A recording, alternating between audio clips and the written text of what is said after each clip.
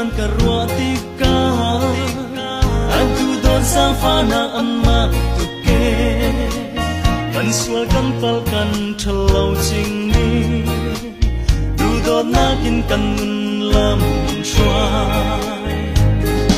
kalung on boy palan ne na kin try da đi kan sang na acha vui na đi shim shim hi kan ai lo du don na kan sang along liam he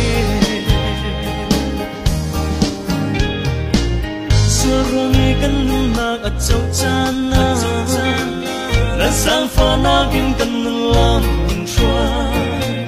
sol sung mi ho ral ding in siang lo vi na du don na sung ma in try lo sa kalung on boy palan ne na in try da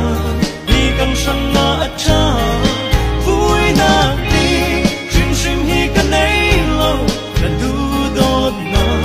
kan sang lo lia me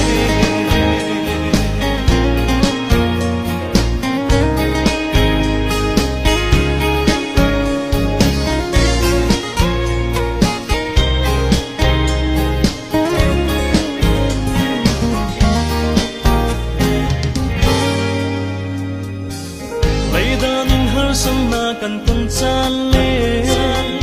jin pit van sana kan tung chan la